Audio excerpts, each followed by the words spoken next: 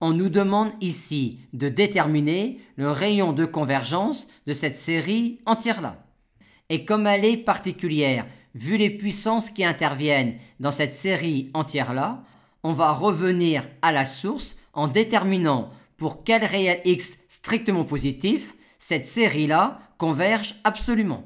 Et pour cela, vu l'expression du terme général, on va essayer d'utiliser la règle n alpha un, à savoir, on va regarder pour quel x strictement positif on peut trouver un réel alpha strictement plus grand que 1, tel que cette quantité-là ait une limite finie. Et on va regarder quels sont les réels x strictement positifs pour lesquels cette quantité-là tend vers plus infini. Ce qui ici revient à déterminer pour quel réel x strictement positif on peut trouver un réel alpha strictement plus grand que 1, tel que cette quantité-là tende vers une limite finie ou vers moins l'infini. Et ici, déterminer pour quel réel x strictement positif on a cette quantité-là qui tend vers plus infini. Or, ici et là, quand x est différent de 1, la quantité est équivalent à n carré ln de x.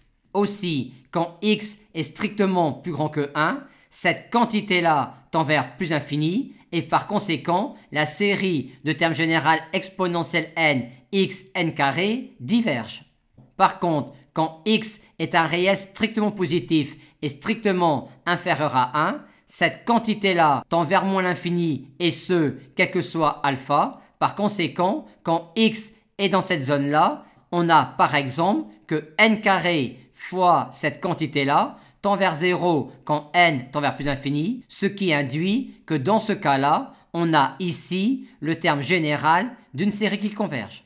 Par conséquent, quand x est compris strictement entre 0 et 1, cette série-là converge, et quand x est strictement plus grand que 1, cette série-là diverge. On en déduit donc que le rayon de convergence de cette série entière-là est grand R égale 1.